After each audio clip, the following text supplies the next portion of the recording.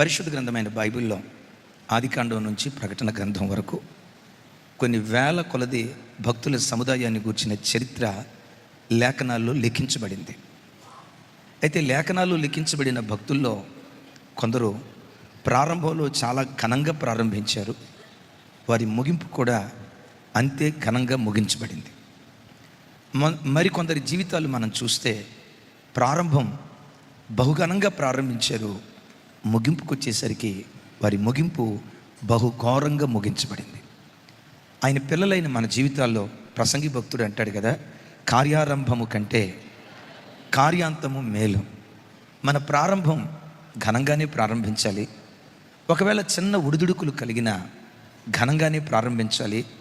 ప్రారంభించిన దానికంటే ముగింపు మరి ఘనంగా ముగించబడటానికి దేవుడు మన పట్ల కృప చూపాలి. బైబిల్ అని చెప్పే కదా, బైబిల్ చరిత్రలో పర్సంటేజ్ పాయింట్ ఆఫ్ వ్యూలో ఒక 100 మంది భక్తులను మనం తీసుకుంటే ఆ 100 మంది భక్తుల ప్రారంభం ఘనంగా ప్రారంభించారు, ముగింపుకు వచ్చేసరికి 73% ఫెయిల్యూర్ అయిపోయారు. ముగింపుకు వచ్చేసరికి భక్తుడు సొలొమోను, ఆయన ప్రారంభం సాధారణమైన ప్రారంభమా? దావీదు గారికి కూడా అలాంటి ప్రారంభం దొరకలా. దావీదు గారు కూడా ప్రారంభంలో అంత మహిమతో ప్రారంభించబడలా. అంత గొప్పగా ప్రారంభించబడిన సొలొమోను ముగింపుకు వచ్చేసరికి ఏ చేతులతో సర్వలోకనాథుని ఆలయాన్ని కట్టాడో, మహాదేవుని ఆలయాన్ని కట్టాడో, అదే చేతులతో దైవము కాని వాటి మందిరాలు కట్టి భ్రష్టుడిగా మిగిలిపోయినట్లుగా లేఖనాల్లో చూస్తున్నాం. సంసోను ప్రారంభం ఘనం, కానీ విచిత్రం ఏంటో తెలుసా? ఎంత ఘనంగా ప్రారంభించాడో అంత హీనంగా, అంత నీచంగా, ఒక మాటలో చెప్పాలంటే ఆత్మహత్య చేసుకుని చచ్చిపోయాడు. బైబిల్ చరిత్రలో 100 మంది భక్తుల చరిత్ర మనం చూస్తే ఘనంగా ప్రారంభించబడిన భక్తుల్లో ముగింపుకు వచ్చేసరికి 73% ఫెయిల్ అయిపోయారు.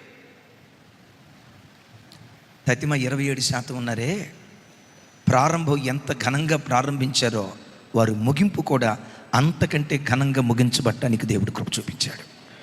పౌలు ప్రారంభం బహుఘనం, దమస్కు గుమ్మం దగ్గర దర్శించబడ్డాడు. ఏమంటా దర్శించబడ్డాడో, చనిపోయే ఆఖరి క్షణం వరకు దేవుని కొరకు మండుతూనే చనిపోయాడు. అతడు మండుచూ ప్రకాశించుతున్న దీపం వంటి వాడు అని సాక్ష్యం పొందిన బాప్తిస్మం ఇచ్చు యోహాను ఉన్నాడే, ఆయన ప్రారంభం మంటతోనే ప్రారంభించాడు. కానీ అద్భుతం, ఏ మంటతో ప్రారంభించాడో అదే మంటతో తన జీవితాన్ని ముగించడానికి దేవుడు కృప చూపించాడు. ఈరోజు వాక్యం వింటున్న బిడ్డలారా, మిమ్మల్ని ఒక ప్రశ్న అడుగుతా. మీరు రక్షణ పొందిన ప్రారంభ దినాల్లో మీకున్న ఆసక్తి, మీకున్న ప్రార్థనా జీవితం, దేవుని సన్నిధి పట్ల మీ గుండెల్లో ఉన్న మక్కువ, దైవ సేవకుల పట్ల మీకున్న గౌరవం, సంఘాన్ని ప్రేమించిన ప్రేమ, కుటుంబ ప్రార్థనను, అరుణోదయ ఆరాధనను రక్షణ పొందిన తొల్లిడి దినాల్లో నువ్వు ప్రేమించినంతగా ఈరోజు నువ్వు ప్రేమించగలుగుతున్నావా? ఆనాటి ప్రార్థన ఈనాడు నీకుందా? ఆనాటి వాక్య ధ్యానం ఈనాడు నీకుందా? ఆనాడు దేవుని సన్నిధి అంటే పరిగెత్తుకుంటా మందిరానికి వచ్చేదానివే, ఆనాడు పరిగెత్తుకుంటా వచ్చినట్లుగా దేవుని సన్నిధికి ఈనాడు నీవు నీ కుటుంబం దేవుని సన్నిధికి రాగలుగుతున్నారా? ఏమైపోయిందా పొరుగు? ఆనాటి ఆసక్తి ఈనాడు కలిగి బ్రతుకుతున్నారా లేదా? ఒక్కసారి ఆలోచించండి. ప్రతి క్షణం ప్రభువుని ఎప్పుడు ఒక మాట అడగండి, దేవా ప్రాణం పోయే ఆఖరి క్షణం వరకు ఎంత ఘనంగా ప్రారంభించానో నా ముగింపు కూడా అంతకంటే ఘనంగా ఉండే కృప నాకు దయచేయి. వయసుతో ప్రమేయం లేదు. ఏ గడియలోనైనా సైతాను గాడు దేవుని బిడ్డల మీద దాడి చేస్తాడు. అందుకనే పౌలు గారు అంటారు కదా, నేను సంపూర్ణ సిద్ధి పొందితి అయినను, సంపూర్ణ సిద్ధి పొందితిని అయినను, గెలిచి తిని అని అయినను నేను అనుకోవట్లా. క్రీస్తు యేసు నిమిత్తం దేని కొరకు పట్టబడ్డానో దాన్ని పొందుకోవాలని గురి దగ్గరికే నేను పరిగెత్తుతున్నాను అంటూ అంటాడు.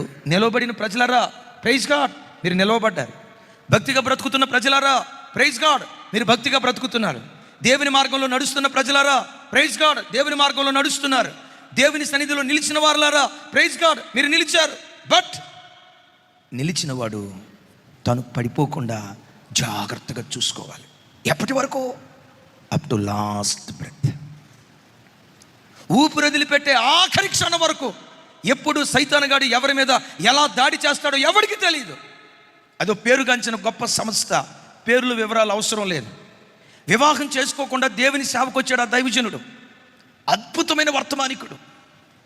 ఆయన వర్తమానాలు వినటానికి అంటారు కదా, ప్రజలు చెవులు కోసుకుంటారట. అంత అద్భుతమైన వర్తమానికుడు. విన్నాను. ఆ దైవజనుడు చక్కటి స్వస్థత వరం కలిగిన వాడట. ఓ తాడు పట్టుకుంటే ప్రతి రోగి దగ్గరికి వెళ్ళి ప్రార్థన చేయకుండా తాడు ఈ చివర ఆయన పట్టుకున్నాడంటే ఆ తాడు ఎవరెవరైతే పట్టుకున్నారో వారందరూ ఇట్టే స్వస్థత పొందేవాళ్ళట. ఎంత కృప పొందినవాడు. వివాహం చేసుకోవాలా, దేవుని కొరకు తను నపుంసకుడిగా సమర్పించుకున్నాడు. అద్భుతమైన వర్తమానికుడు. వాట్ నాట్, మేలైన ప్రతి కృప ఆయనలో నిక్షిప్తమై ఉంది. అసలు ఒక రకంగా ఈయన ఈ తరపు పౌలు, ఈ తరపు అపోస్తలుడు అని సంఘమంతా మాట్లాడుకునేది. సేవలా జరుగుతుంది. వృద్ధాప్యానికి వచ్చేటప్పుడు ఒక ఆదివారం చర్చిలో వాక్యం చెప్తా సడన్గా ఏమన్నాడు తెలుసా? విశ్వాసులారా, దేవుడు నాకు ప్రత్యక్షత ఇచ్చాడు. సంఘంలో ఉన్న బిడ్డలందరూ ఏదేనో అనుభవానికి రావాలి అన్నాడట. కూర్చున్న వాళ్ళకి అర్థం కాక ఏదేనో అనుభవానికి రావటం ఏంటయ్యా అని చూశారు. ఏదేను తోటలో ఆదాము ఎలా ఉన్నాడు? దిగంబరిగా లేడా? అవ్వం ఎలా ఉంది? వచ్చే ఆదివారం నుండి మీరు చర్చికి వచ్చేటప్పుడు దిగంబరులుగా రండి. కూర్చున్న ప్రజలకు అర్థం కాల. మన అయ్యగారైనా ఈ మాటలు చెప్తుంది, మన దైవజనుడైనా ఈ మాటలు చెప్తుంది. ఏం మాట్లాడుతున్నాడు ఆయన? చెప్తూ కొనసాగింపు ఏంటో తెలుసా? మనం ఏ స్థాయికి ఎదగాలంటే దిగంబరంగా ఉన్న పురుషుని చూసిన అపవిత్రమైన మనసు మనకు రాకూడదు, ఆ స్థాయికి వెళ్ళాలి. దిగంబరిగా ఉన్న స్త్రీని చూసిన ఏ అపవిత్రమైన మనసు మనకు రాకూడదు, ఆ స్థాయికి వెళ్ళాలా అని ఒక క్రొత్త బోధ సంఘానికి చెప్తున్నాడట. వచ్చే ఆదివారం నుంచి పురుషులు ఎవరు బట్టలు వేసుకొని రావద్దు, దిగంబర స్వాములు కావాలా, దేవుడు నాకు ఇచ్చిన ప్రత్యక్షత ఇది అన్నాడు. ప్రార్థన అయిపోయిన తర్వాత, దైవజనుడా నువ్వు బోధించిన బోధ ఏంటి? శరీరపు సౌష్ఠం బయట కనపడకుండా స్త్రీ చక్కటి వస్త్రాలు వేసుకోవాలి అని కదా బోధించింది. అశ్లీలమైన వస్త్రాలు వేసుకోకూడదు కదా, అది కదా నువ్వు బోధించింది. అలాంటి నీవు దిగంబరిగా రమ్మని బోధిస్తావేంటి? ఇది దేవుడు నాకు ఇచ్చిన ప్రత్యక్షత, ఇదే యెహోవా వాక్కు అన్నాడట. వెలుగుతోత బట్టి ఆయన బ్రతిమలాడి చెప్పిన వినకపోతే చివరికి ఏం చేశారో తెలుసా? చీకటి గదిలో బంధించి ఆ గదికి తాళం వేసి అన్నపానాలు కిటికీలో కూడా ఇచ్చి 1 నెల పాటు చీకటి గదిలో ఉంచారట. నీ మనసు మార్చుకున్నావా? దైవజనుడా కృప కలిగిన వాడివి, దైవజనుడా అభిషక్తుడివి, దైవజనుడా గొప్ప వర్తమానికుడివి, నీ కృపను కోల్పోకు. ఇప్పుడైనా నీ మనసు మార్చుకున్నావా? అక్కడుండి అంటాడట, దేవుడు నాకు ఇచ్చిన ప్రత్యక్షత, సంఘం మరలా ఏదేను తోట అనుభవానికి రావాలి, దిగంబరులుగానే చర్చికి రావాలి. నెల తర్వాత, 2 నెలల తర్వాత, సంవత్సరం తర్వాత, 2 సంవత్సరాల తర్వాత, చివరికేంటో తెలుసా? చచ్చిపోయే వరకు ఆ వెలుగు దురాత్మతోనే ఆ దైవజనుడు చచ్చిపోయాడు. ఆ మధ్య ఒక చోటుకు వెళ్తే 65 సంవత్సరాల ముసలాయన 60 సంవత్సరాల తన భార్య మీద అనుమానపు రోగం పట్టుకుందట. ఏలూరులో చెప్తున్నారు, ఓ పట్టణంలో చెప్తున్నారు. 65 సంవత్సరాల ముసలోడు, తన భార్యకి 60 సంవత్సరాలు వచ్చినాయి. ఆ భార్యాభర్తలు ఇద్దరు ఒకలా ప్రిస్కిలాల్ లాంటి వాళ్ళు సార్. భక్తిహీనులు కాదు, తాగుబోతులు కాదు, తిరుగుబోతులు కాదు, సినిమాల చుట్టూతో తిరిగిన వాళ్ళు కాదు, భక్తి కలిగిన భార్యాభర్తలు. ఆ దైవజనుడిని అడిగితే అకులా ప్రిస్కిలాలయ్యా వీళ్ళు అని చెప్తూ ఉండేవాడు. 60 సంవత్సరాలు దాటిన తర్వాత భార్యతో అంటాడట, నువ్వు ఎవరితో తిరిగేవే? నాకు కల్లో కనపడింది, దర్శనం వచ్చింది, నువ్వు చెడు తిరుగులు తిరుగుతున్నావు అని మాట్లాడుతున్నాడట. ఆ తల్లి దైవ సేవకుడి దగ్గరికి వచ్చి చెప్పుకోలేక సంవత్సరం తర్వాత చెప్పుకుందట. ఆయన పిలిస్తే, ఇది దేవుడు నాకు ఇచ్చిన ప్రత్యక్షత. వెలుగుదూత బట్టి ఆత్మానుసారంగా ప్రారంభించబడిన కుటుంబాలు, దైవత్వానికి నిలువుటద్దంగా బ్రతికిన కుటుంబాలు కొంతకాలం బాగానే పరిగెత్తి, వినండి మాట, కొంతకాలం బాగానే పరిగెత్తి గలతీ సంఘంతో అంటారు కదా పౌలు గారు, ఓ అవివేకులైన గలతీయులారా, మిమ్మల్ని ఎవడు భ్రమపరిచాడు? ఆత్మానుసారంగా ప్రారంభించి శరీరంలో ముగించుదాం అనుకుంటున్నారా? మీ పరుగు ప్రారంభం ఏంటి? ఆత్మానుసారంగా ప్రారంభించారు, ఎలా ముగించుదాం అనుకుంటున్నారు? శరీరంతో ముగించాలనుకుంటున్నారు, జాగ్రత్త అని పౌలు కట్టిన సంఘాన్ని హెచ్చరిస్తూ ఆ మాట చెప్తున్నాడు. ఈరోజు వాక్యం వింటున్న బిడ్డలారా, ఒకసారి నా వైపు చూడండి. ప్రజల్లో ఎక్కువ శాతం ఒకనాటి భక్తి, ఒకప్పటి ప్రార్థన, ఒకప్పటి విశ్వాసం, ఒకప్పటి దేవుని కొరకైన తెగింపు ఒకప్పటి తగ్గింపు, ఒకప్పటి దీనత్వం, ఒకప్పటి పరిశుద్ధత, ఒకప్పటి సాత్వికం, ఒకప్పటి నెమ్మది సాతాను దేవుని ప్రజల నుంచి దొంగిలించేశాడు. సూటిగా నేను ఒక మాట అడుగుతా, చెల్లి, తమ్ముడు, అన్న, అక్క, నా వైపు చూడండి. రక్షణ పొందిన ప్రారంభ దినాల్లో గత 10 సంవత్సరాల క్రితం ఏ భక్తి నాలో ఉండేదో టిల్ డేట్ ఆ భక్తిని నేను కాపాడుకున్నానయ్యా. ఆ ప్రార్థనా జీవితాన్ని నేను కాపాడుకున్నానయ్యా. భక్తిలో, విశ్వాసంలో, పరిశుద్ధతలో ఇంత కూడా నేను సన్నగిల్లలేదు. సన్నగిల్లకపోగా వారు నానాటికి బలాభివృద్ధి పొందుతారు అని వ్రాయబడినట్లుగా నా ప్రార్థన బలం అధికమైంది, నా పరిశుద్ధత అధికమైంది, నా విశ్వాసం అధికమైంది, నా ఉపవాస అనుభవాలు అధికమయ్యాయి. మీలో ఎంతమంది ఈ మాట చెప్పగలరు? చెప్పగలిగితే అన్న నువ్వు ధన్యుడివి. ఆ మాట నువ్వు చెప్పగలిగితే అయ్యా, అమ్మ నువ్వు ధన్యురాలివి. పరిశుద్ధ గ్రంథమైన బైబిల్లో అపోస్తుడైన పౌలు విశ్వాస వీరులుగా బ్రతికిన ఒక ఇద్దరి గూర్చి వేదనతో ఫిలిప్పీ పత్రికలో ఇలా మాట్లాడతాడు. చూడండి అన్నమాట. ఫిలిప్పీకి రాసిన పత్రిక 4వ అధ్యాయం 2-3 వచనాలు. నిజ క్రైస్తవుడు సంతోషించే 7 విషయాలు గత ఆదివారం మనం విన్నాం. ఆ ఫిలిప్పీ పత్రికలో నుండి మరో మాట నాతో కలిసి, ప్రభువునందు ఏక మనసు గలవారయుండుడని ఇవోదియాను, పెద్దగా ఇవోదియాను, సుంటుకేను బతిమాలు కొనుచున్నాను.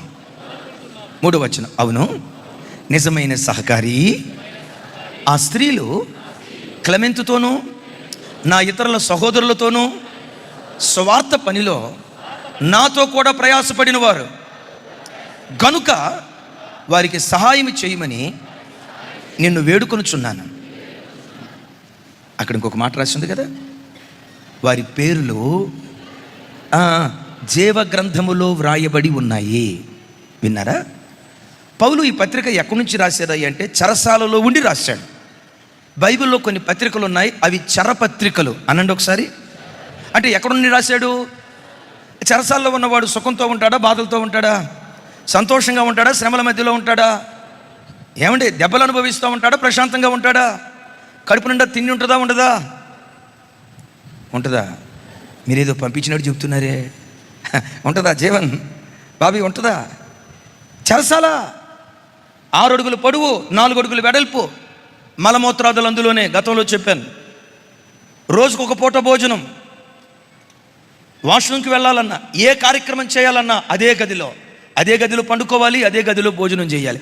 ఇలాంటి దుస్థితిలో పౌలుండి చెరసాలలో ఉండి తన బాధల గూర్చి చెప్పకుండా సంఘాన్ని గూర్చి చింతిస్తున్నాడు. ఒకవేళ పౌలు స్థానంలో కనుక వేరే పాస్టర్ గారు నాలాంటి వాళ్ళు ఉంటే, ఫిలిప్పీ సంఘమా, పలానా సైనికుడు వచ్చాడు, శతగొట్టు వదిలిపెట్టాడు నన్ను, నా ఒంటి మీద గాయాలు చూడు, రక్తం కారుతుంది, తలెంతలా వాసింది, కాలింతలా వాసింది, ఈ బాధలన్నీ భరించే శక్తి దేవుడు అనుగ్రహించేటట్లుగా నా కొరకు ఉపవాసం అని అడుగుతాడా లేదా? వాస్తవంగా ఈ పత్రిక తన బాధలు చెప్తూ రాయాలి, తన వేదనలు చెప్తూ రాయాలి. చెరసాలలో ఉండి సంఘాన్ని గూర్చి చింతిస్తున్నాడు. తమ్ముళ్ళు నా వైపు చూడండి. నిజ క్రైస్తవుడు ఎప్పుడు తనకెన్ని చింతలున్నా, ఈ భూమి మీద బ్రతికినంత కాలం ఎప్పుడూ ఏదో ఒక సమస్య మనలను ఏలుబడి చేస్తుంది. సమస్యలకు భయపడకుండా, నీ బాధే బాధ అనుకుంటూ 24 గంటలు ఏడవకుండా చెరసాలలో ఉండి పౌలు సంఘాన్ని గూర్చి చింతించినట్లుగా సంఘానికి వచ్చే ప్రతి బిడ్డ, నా సంఘానికి నేనేం చేయాలి, నా దేవుని ప్రతినిధులకు నేను ఎలా ఉపయోగపడాలి, నేను నా కుటుంబం సంఘంలో చేయాల్సిన పాత్ర ఏంటి, ఈ పరిచర్య దేవుడిచ్చిన ఈ సంఘం అంతకంతకు విస్తరించడానికి నేను నా కుటుంబం ఎలాంటి భూమిక సంఘంలో పోషించాలని, మనకెన్ని శ్రమలున్నా ఆ శ్రమల మధ్యలో సంఘాన్ని గూర్చి చింతించే వ్యక్తులుగా దేవుని సన్నిధిలో మనం బ్రతుకుదుముగాక. ఓ యవనస్తుడు ఉపవాస ప్రార్థనలో కూర్చొని దేవునితో ఇట్లా అంటున్నాడట, దేవా, అందరూ మీ దగ్గరికి వచ్చి వాళ్ళ బాధలు చెప్పుకుంటున్నారు, కానీ నాకు మాత్రం అసలు నీ బాధ ఏంటో తెలుసుకుందామని నాకు అనిపించిందయ్యా. నా తెలుగు మీకు వినపడిందా? నేను తెలుగులోనే చెప్పేది. దేవా, అందరూ మీ దగ్గరికి వచ్చి వాళ్ళ బాధలు చెప్పుకుంటున్నారయ్యా, నా ఆశ ఏంటంటే, దేవా, నువ్వు ఎంత దేవుడు అయినా నీకు కూడా కొన్ని బాధలు ఉంటాయి కదయ్యా, నీ బాధలు ఏంటో నాకు చెప్పయ్యా. నాకు చేతనైతే నాకు సఖ్యమైతే ఆ కృప కూడా నువ్వు నాకు ఇస్తే నీ బాధలు ఎంతో కొంత తగ్గించేటట్టుగా నేను నా ప్రయత్నం చేస్తానయ్యా అని ప్రార్థనలు అడుగుతున్నాడట. దేవా నీకు ఏ బాధలు ఉన్నాయో ఒకసారి చెప్పు అయ్యా అని. నేనంట ఈ ప్రార్థన చేసినందుకు ఆ ప్రార్థన విని దేవుడు ఊరుకోరా నాకేం బాధలు అని ఉంటాడా? దేవుడు మంత్రముగ్ధుడై ఉంటాడా?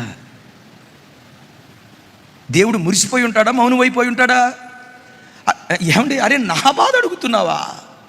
వచ్చిన వాళ్ళందరూ వాళ్ళ బాధలు చెప్పుకొని వెళ్ళిపోతుంటే, వాళ్ళ కష్టాలు చెప్పి వెళ్ళిపోతూ ఉంటే, వాళ్ళ సమస్యలు చెప్పి వెళ్ళిపోతూ ఉంటే, నా దగ్గరకు వచ్చి నా బాధగా చూడండి నా దగ్గరకు వచ్చి నా బాధ అడుగుతున్నావా? ఆశ్చర్యపోతాను. సహజంగా ఏ మనిషి దేవుని దగ్గరికి వచ్చిన దేవా షుగర్ తగ్గించి అంటాడు, స్వీట్ తినటం మాత్రం మానడం. దేవా బీపీ తగ్గించి అంటాడు, ఉప్పు మాత్రం ఇతనాభి తక్కువైతే మా ఓడు ఊరుకోడో.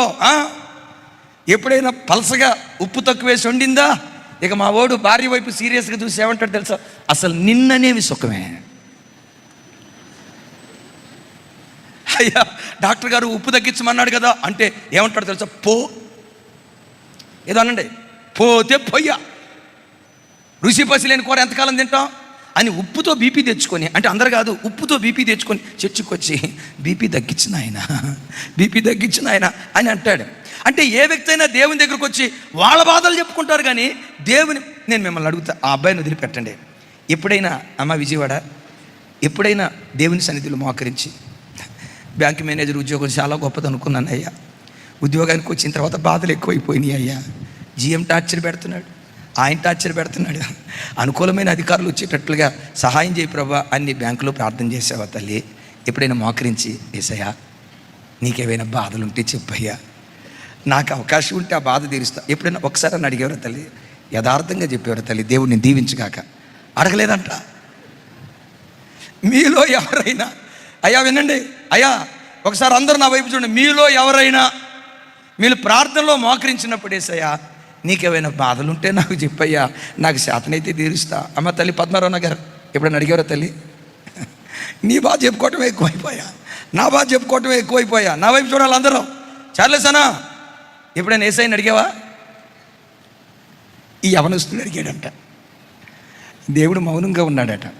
వదిలిపెట్టకుండా పట్టువదులతో, అయ్యా నీకే బాధ ఉందో చెప్పయ్యా, నీ బాధలో కొంతైనా తీర్చడానికి నా ప్రయత్నం చేస్తానయ్యని పదే పదే పట్టుదలతో అడుగుతూ ఉంటే ఒకరోజు దేవుడు నిజంగానే కలలో దర్శనంలో ప్రత్యక్షమై దేవుడు మాట్లాడుతున్నాడట. నా కుమారుడా నాకు బాధలు ఉన్నాయిరా. దేవా నీకు బాధలు ఉన్నాయా? ఉన్నాయిరా. ఏంటయ్యా నీ బాధ? దేవుడు కన్నీళ్లతో చెప్పాడట, నంబర్ 1, నన్ను ఎరుగక దైవము కాని వాటిని ఆరాధించే నా ప్రజలు. భూమి మీద బ్రతుకుతున్న ఏ ప్రజైనా ఒకే దేవుని వలన సృష్టించబడిన వారు. ఈ ప్రజలందరూ తండ్రి అయిన దేవుని వలన సృజించబడిన వారు. వాళ్ళు నన్ను ఆరాధించకపోయినా వాళ్ళు నా పిల్లలే. నేనెవరో ఎరుగక దైవము కాని వాటిని ఆరాధిస్తున్నారు ఒక గుంపు.